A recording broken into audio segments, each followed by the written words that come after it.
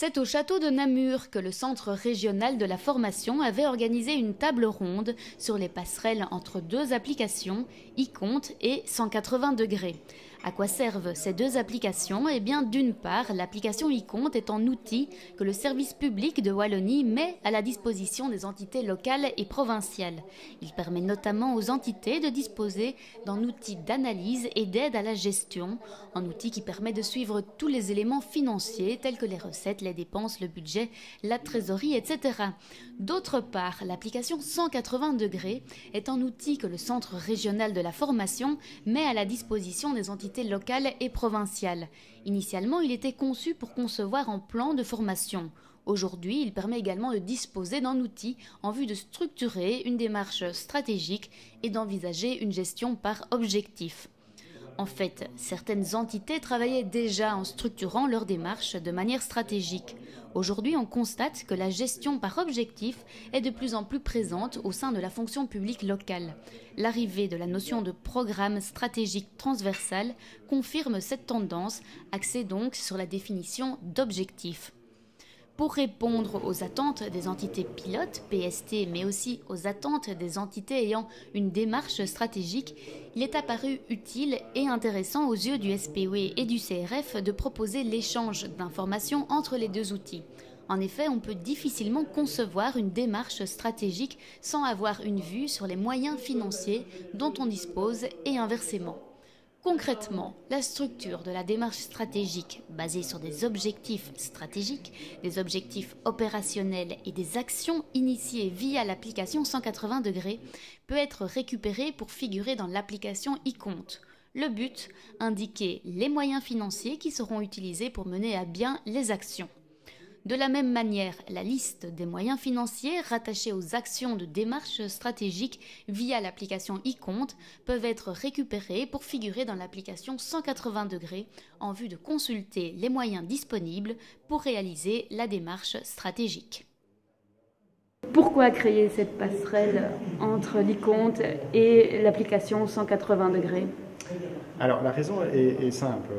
La région Wallonne a lancé une dynamique de programmation des projets communaux. Et pour mener à bien et compléter entièrement cette logique de programmation, c'est-à-dire décliner ces objectifs politiques en objectifs stratégiques et opérationnels, mais surtout en action, le nerf de la guerre, c'est le budget, ce sont les finances. Et donc il fallait absolument relier l'implication financière des actions que le politique souhaite mener.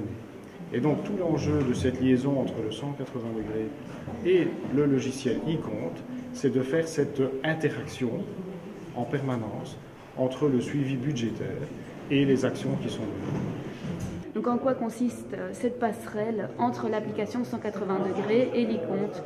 En fait, le but, c'est d'avoir un échange d'informations entre l'outil 180° et l'outil iCompte permet d'avoir des informations budgétaires et financières. L'outil 180° permet d'amener une vision stratégique des choses, donc des actions, des opérations et des objectifs qu'une administration, qu'une entité va mener. Eh bien, ça permet d'amener en fait, au sein de l'application 180° des informations financières et de proposer à l'application iCompte des informations liées à la démarche stratégique. Et donc, en fait, on a une visibilité beaucoup plus complète de ce qui se fait, puisqu'on peut avoir une visibilité de sa démarche stratégique et des éléments financiers qui y sont rattachés. Et à l'inverse, on peut avoir une vision financière et savoir à quoi les finances vont être consacrées, puisqu'on a intégré la démarche stratégique dans l'outil iCompte. Alors pourquoi c'est important de créer ces liens entre les deux applications? Bien, c'est très important parce que sans ce lien, les utilisateurs n'auraient d'autres solutions que de tout réencoder manuellement dans un sens et dans l'autre. Ce qui évidemment serait complètement dissuasif parce que ça représente quand même énormément de données et c'était une nécessité. Et puis nous avons une démarche au niveau de l'iCompte depuis le début, essayer de faire une simplification administrative pour les communes, les CPS, les provinces, pour essayer d'exploiter l'informatique au maximum, pour limiter l'encodage et le travail manuel chaque fois que c'est possible en matière d'exploitation de données financières. C'est un de nos objectifs majeurs. Et il est tout à fait rencontré dans cette démarche. Quelle est l'importance de ce lien entre les deux applications?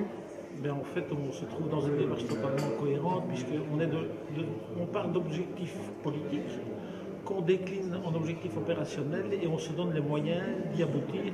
Et donc il faut les déterminer, que ce soit des moyens financiers, que ce soit des moyens humains, et donc notamment au niveau du plan de formation. Donc tout ça participe à une même logique dont fait la promotion la région. Donc il est tout à fait logique que dès le moment où la région en fait une chaude recommandation auprès des pouvoirs locaux, eh bien que les différentes composantes de la région offrent des outils. Et donc, offrir des outils, c'est bien, mais il faut aussi que ces outils communiquent entre eux.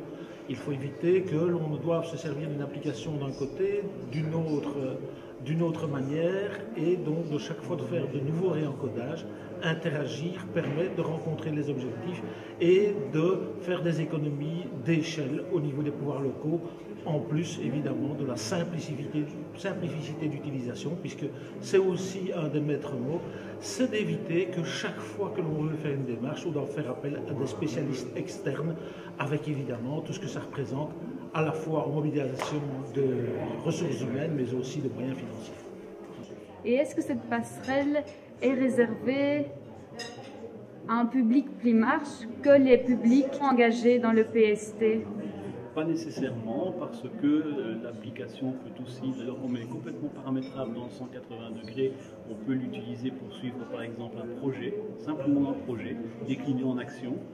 Eh bien, on peut simplement se limiter à ça et aller rattacher les moyens budgétaires qui sont relatifs à l'action que l'on souhaite suivre. Donc on peut vraiment faire du tout petit, à la limite même une seule action que l'on suit, ou faire du plus grand jusqu'au plan stratégique transversal qui couvre toute l'organisation de l'administration. Voilà. Donc notre système il marche du plus petit au plus grand et dans les deux sens. D'accord, merci. Ici, comment s'est déroulé ce petit déjeuner, cette table ronde organisée par le CRF? Et donc l'idée en fait c'était d'avoir une première présentation de ces passerelles entre les deux outils, Icon et 180 degrés. Et donc on invite les gens effectivement à un petit déjeuner, mais c'est pas le tout. On leur a présenté comment concrètement cela fonctionnait, ces passerelles.